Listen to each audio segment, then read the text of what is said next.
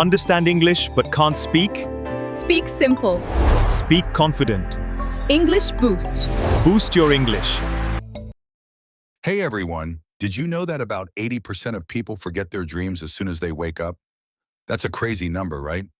I'm Alex, joining you from sunny California, and today we're diving into the wacky world of dreams while practicing simple past tense. So grab a coffee and get ready. What do you think, Sarah? Hi, folks. I'm Sarah, coming to you from the hot plains of Texas, and I'm thrilled to be here with Alex. We'll be sharing some funny dream stories that are perfect for beginners learning English. We'll keep the language simple, repeat key phrases, and have a lot of laughs along the way. Let's make learning fun. I just had my morning coffee, but my hair still looks like a tornado after a night of dreaming. How's your day going, Sarah? I feel like my brain is still half asleep, which is perfect for talking about dreams. Speaking of which, have you ever had a dream that felt so real you laughed when you woke up? Oh, it's scorching here, as usual, but I managed to water my plants before settling down with an iced tea. My day has been busy, yet I love these relaxed chat sessions. I always find that sharing a silly dream can brighten any afternoon. Ready to hear some of my favorite dream tales? Great. Let's jump right in. We'll start with a quick question for our viewers. What was the strangest thing you dreamed about last night? Then we'll each tell a couple of our own crazy stories using simple past tense like, I dreamed and it was. Stay tuned because the stories get wilder. Okay, Alex, spill the beans. What did you dream about last night? I bet it was something out of this world, maybe involving pizza or dinosaurs. Remember, we're keeping it simple, so feel free to repeat the key verbs. I can't wait to hear the details. All right, picture this. I dreamed I was a chef in my grandma's old kitchen, but not just any kitchen. A magical one where a huge green T-Rex sat at the table demanding pepperoni pizza. I was scrambling to toss dough, cheese, and sauce while the dinosaur kept growling, "Hurry up, Sarah!" The dough started flying everywhere, even sticking to the ceiling, and I couldn't stop laughing. When I finally woke up, I was still giggling about that pizza-loving dinosaur. Wow, a pizza-making dinosaur? What a wild image. I can almost hear the T-Rex's thunderous voice echoing through the kitchen. It sounds like the dough had a mind of its own, turning the whole room into a cheesy playground. Did you manage to finish the pizza before the dinosaur got angry, or did you both end up covered in sauce? I tried to finish it, but the dough kept zooming around like a mischievous balloon, and the dinosaur roared louder each time I missed a slice. In the end, I handed him a half-cooked crust, and he gave me a goofy grin before I woke up. The whole scene was so vivid that I could still smell the tomato sauce. It was the perfect mix of fear and funny, which is why I love sharing it. Your dinosaur made me hungry. Let me share one of my own. I dreamed I was a kid again, about 7 years old, and I had cotton candy wings that let me soar over my neighborhood. The wings were pink, sticky, and tasted like sugar, and I could feel the breeze whooshing past my ears as I flew. While I was gliding, I saw Mr. Jenkins mowing his lawn, and he waved at me, shouting, "Nice wings, Sarah!" Cotton candy wings? That's absolutely brilliant. I can picture you floating above the houses, leaving a trail of sweet fluff behind you. Did you try to eat one of those wings while you were up in the sky? And what happened when you finally landed? Did the wings melt or stay intact? I did try to nibble on a wing, but the moment I bit into it, a giant scoop of vanilla ice cream appeared beneath me, like a soft landing pad. I landed with a plop, and the ice cream was so creamy that I started licking it right then and there. My mom called me down for breakfast, and I told her the whole adventure, and she laughed so hard she almost spilled her coffee. It was a sweet ending to a dreamy flight. That story is both delicious and delightful. Speaking of sweet, I once dreamed I was a superhero named Captain Alex, wearing a cape made from my dad's old towel. In the dream, I rescued my dog Max from a gigantic squirrel that was hoarding all the park's nuts. I flew in with laser eyes, but instead of laser beams, popcorn popped out, and the squirrel loved it. So we all shared a massive popcorn feast. A superhero with popcorn-shooting laser eyes? Now that's a power I wish I had. The giant squirrel must have looked like a bear towering over the trees, yet it turned into a snack party. How did Max react to your heroic popcorn rescue? Did the park crowd cheer, or were they confused by the popcorn rain? Max barked excitedly, wagging his tail so hard his whole body shook, and he jumped onto my shoulders as we both tossed popcorn into the air. The crowd started clapping, thinking it was a spontaneous celebration, and some kids even tried to catch the popcorn with their mouths. It felt like a scene straight out of a cartoon, and the park was filled with buttery aromas. When I woke up, I could still taste the popcorn, which made me smile all morning. Those dreams are wonderfully absurd. You know, Alex, I've been wondering why our brains throw such silly scenarios at us when we sleep. I read that dreams often mix bits of our daily experiences with our imagination, like how you watched a space movie and then dreamed of school on the moon. What do you think, Alex? Does what we watch before bed really shape our dream narratives? I think that's spot on, Sarah. Our minds are like sponges, soaking up everything we see, hear, and feel, then remixing it into bizarre stories while we rest. For example, I watched a documentary about dinosaurs last week, and the next night I was serving pizza to a T-Rex. It's fascinating how the brain stitches together unrelated memories into a coherent, yet ridiculous storyline. Speaking of mixing, I had a nightmare-ish but funny dream where I was late for work, and my workplace turned into a circus.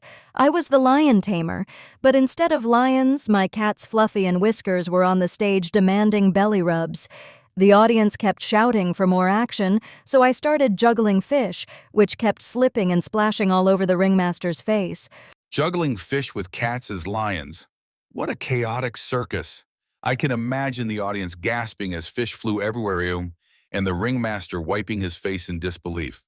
Did the cats enjoy the performance, or were they more interested in the fish themselves? And how did the dream end? Did you get fired, or did the circus turn into a pet show? The cats were more interested in chasing the fish than roaring, which made the audience even more restless.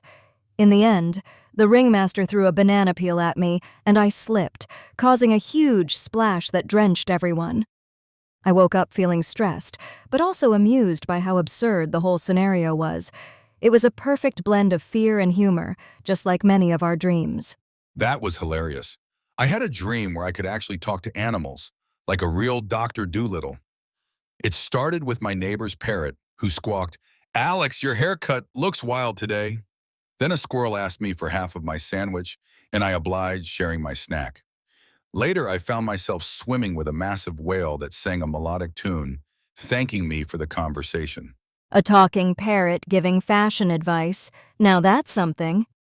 I can hear the squirrel's tiny voice, and the whale's song must have been incredibly soothing.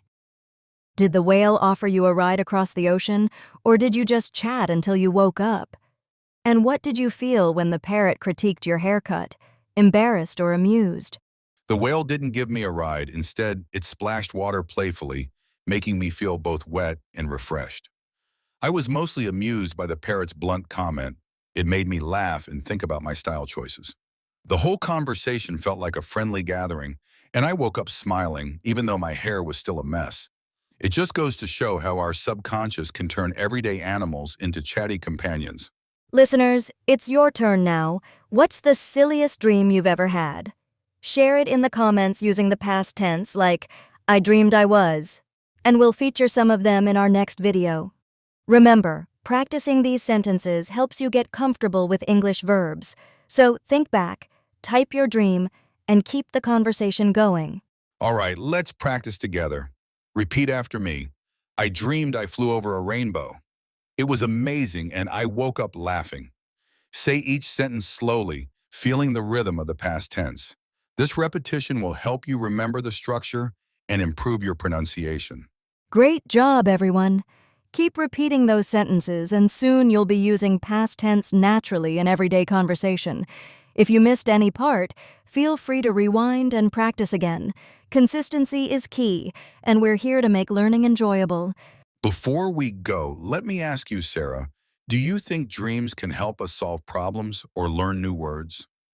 I sometimes wake up with a fresh idea that seems to have come straight from a dream. It feels like the brain is rehearsing language while we sleep. What do you think, Sarah? I definitely believe dreams can be little brainstorming sessions. I once dreamed I was ordering coffee in perfect English, and the next morning I used those exact phrases at a real cafe without hesitation. It was like my subconscious gave me a private language lesson. So yes, dreaming in English could be a secret study hack. Interesting. I once dreamed about a tricky math problem and woke up with the solution flashing in my mind. It was as if the numbers rearranged themselves while I was asleep. That experience convinced me that the brain keeps working on challenges even when we think we're off duty. Maybe we should set intentional goals before bedtime. That's amazing! I had a dream where I practiced English by ordering a sandwich, describing the ingredients, and even paying the bill, all in past tense. When I woke up, those sentences felt second nature, and I used them later that day without thinking. It shows how immersive dreaming can reinforce language patterns. What do you think, Alex? So dreams can be mini practice sessions, huh? If we tell ourselves before sleep, I will dream in English, maybe our minds will oblige. It could be a fun way to blend relaxation with learning. Imagine waking up ready to speak fluently because your dream was a language lab. Exactly. Imagine setting an intention to think in English as you fall asleep. Then your dream becomes a rehearsal. You might find yourself chatting with a dinosaur about pizza or describing a moon classroom in perfect past tense. It's a playful yet powerful method to boost confidence.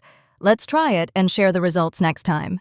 To wrap up, we've explored several funny dream stories while practicing simple past tense verbs like dreamed, was, and saw. These sentences help you describe events that already happened, which is essential for everyday conversation. Remember, the more you repeat them, the more natural they'll feel. Keep dreaming in English, and you'll improve without even realizing it. That's right, Alex. Consistent practice is the key, and using fun stories makes it enjoyable. If you missed any part, replay the episode and repeat the sentences out loud. Your brain loves patterns, so the more you hear and say them, the stronger your English will become. If you enjoyed this episode, give us a thumbs up, share it with a friend who wants to learn English, and don't forget to subscribe for more fun lessons. Your support helps us create more content that makes language learning easy and entertaining. Thanks for hanging out with us today. Next week, we'll dive into tricky English idioms with a game show-style challenge. Think break the ice and spill the beans turned into funny skits. Make sure you hit the notification bell so you don't miss it. It's going to be a blast, and you'll walk away with new phrases you can use right away. Thanks for listening, keep practicing, and sweet dreams in English. See you next time on English Boost. Bye. Bye, everyone.